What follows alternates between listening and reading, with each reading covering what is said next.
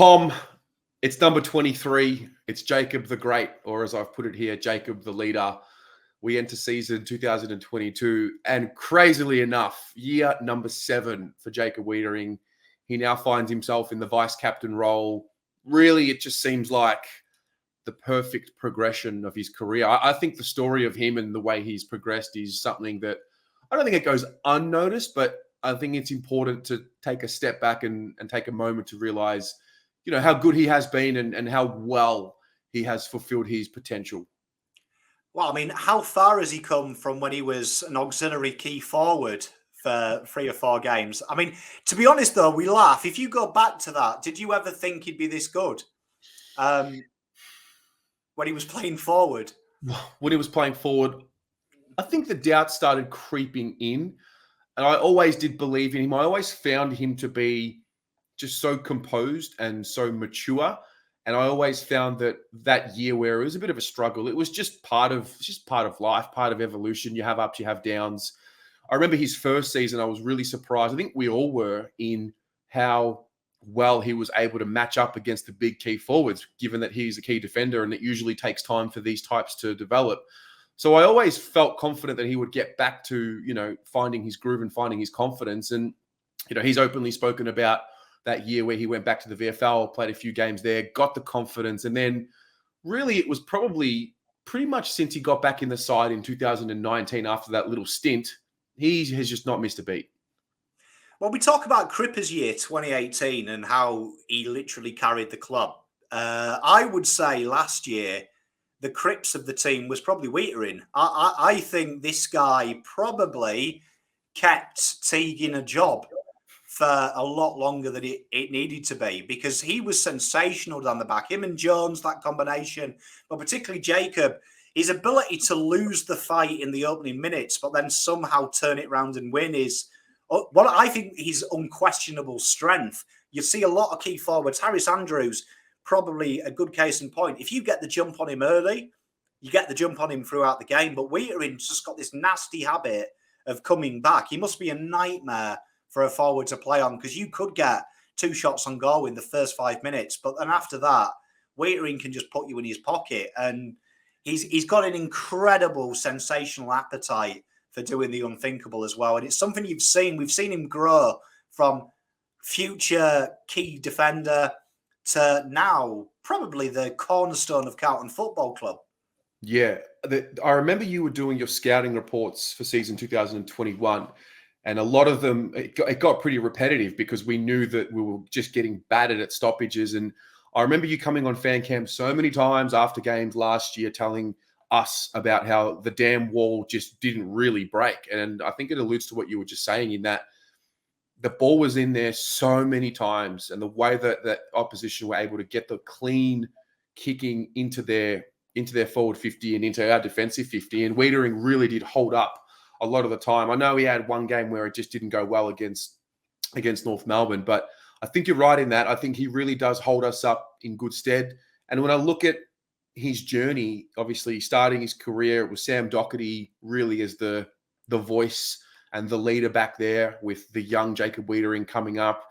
And then sort of he and Jones created this tandem. Doc obviously missed some time with injuries and other things. And then I think last year he really took the baton as the key number 1 defender at the club, because I think the year before Jones might have still been taking some of these monster forwards. And then now you look at it, no Jones, Doherty, even, right at this moment, we're not sure if he's going to play straight away, but even if he does play, it's well and truly a backline built around Jacob Weitering, and he really does, move the chess pieces. And it begs the question, when I personally look at our most important players and the guys that if they didn't play, we would feel it the most, I have Jacob at number 1.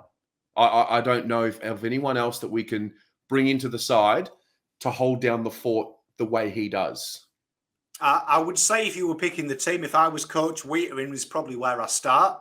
I'd say if I was doing that whiteboard Thursday, picking the team, I'd imagine I start straight away with Weitering. I'm like, right, where are you playing? Are you playing centre half back? Are you playing full back? And then the rest kind of just falls into place, doesn't it? But I agree with you. And I think we go back to that North game. I think we know Swoop Luke loves talking about it because that's the only evidence he's got that Darcy Moore evidently can even be in the same field as Weitering. You actually look at the quality of inside 50s Weitering dealt with. That could have been 14, 15, 16. So, like, it was a 7-goal game on him, but genuinely, he was hung out to dry. The midfield pressure wasn't there. And I'll give Collingwood credit. They do always front up for Darcy Moore. Darcy Moore has an easier job in the terms of his defence lays tackles, his forward line lays tackles. There's a bit of stopgap. Weitering from bounce to final siren genuinely has to be switched on because inside 50s can come at any moment. So I think Jacob's spot on. I think he doesn't get enough praise for how tough that job is. And his ball use has been massively improved in the last 2 years. He's a real reliable kick. Even in training, you saw him starting to take over kicking duties, which I thought was a big accolade for him because he does hit targets. I don't think there's any weakness in Jacob's game. I think he is now the complete, and in my opinion, I might be biased, I don't think there's any key defender in the comp close to him. I think if you're judging it as a package, if he was a FIFA card, he would be the FIFA card you buy because he does everything. Yeah. The big test, and it is a big test, and I'm not sure if we're just avoiding the conversation or if we're just going to wait and be surprised when it happens. The big test is, obviously Liam Jones is gone, and we're looking to shake things up a little bit, whether that's an Oscar McDonald type. Mitch McGovern, we're pretty sure he's going to be playing some more time in defence. We've got Lewis Young there. We've got options, but it's not something that's concrete at the time of filming this. We don't know exactly how that hole is going to be filled. And I think this is going to be another test, another challenge in Jacob's career, in his ability to, patrol that back line, communicate and be the leader, really holding down that fort. And I think it's something we're going to be talking about at the end of the season as to how we judge his year and how he goes. I think it's the situation for him to thrive. Yeah. I genuinely think he would be a lot better without Jones than with. I think sometimes because you saw Jacob growing confidence, and like you said, probably 2 years ago, Jones was ahead of him, and Weitering probably pegged him back this year and really overtook him. I think they got in each other's way because they want to naturally play the same game. Where this year, I think his options are they're going to be a stay-at-home defender, which gives Jacob that freedom to be a bit more loose, to peel off his man, take that chance. And you watch Jeremy McGovern, that's what he does wonderfully at Eagles. He risks it. He takes off from his man to take that ball.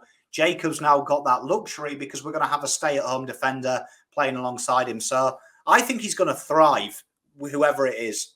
Yeah, I think so too. The other element that I noticed that really came out of him is his public speaking, and the way he fronts up to media and the way he speaks is very articulate, very intelligent. And the offensive game started to show, and you touched on it before with his kicking. Is that the next layer to him? Because I really still do believe there is a layer of offense that he still has to show and really push his boundaries with. Spot on. And I wouldn't be surprised to see him take the fullback position. I wouldn't be surprised at all in the terms of that was what Jones did a lot of from fullback, looking to get the game transitioning. And that was one of Jones's probably standouts at times, particularly in 2020, where he took the ball very deep and looked to get us going very quickly. I think Weitering's a better kicker of the football, and I think Weitering has got a very, very natural eye for it. You saw it, particularly towards the end of last year. He loves that corridor kick, and he's very successful at finding midfielders, particularly Sard a few times out in space on the run, and he'll hit that flat kick, not that horrible loopy one. He'll look to take the game on. So I think definitely that's something we're looking for Jacob to do. And I think he's got the opportunity now with a bit of protection coming in the way of the next key defender he's going to play with, hasn't got the ability to intercept mark. They are going to be I'll stick with a big guy. Jacob, you have a bit of a dance around. And I think you're going to see this year, I think he will be head and shoulders above second in the AFL as the key defender. I think it's a breakout year in the terms of he gets the respect. He probably doesn't get, I don't think, as much as some other players. Yeah, it doesn't help when he plays for the Carlton Football Club and us being the basket case that we have been at times. I think that doesn't help his cause. And to be honest, I even think that that's part of the reason why he wasn't named as an All-Australian last year, because the team was just not good enough compared to some of the other guys. And yeah, individually, was he good enough to be All-Australian? I think most, if not all of us in the Carlton community would say yes.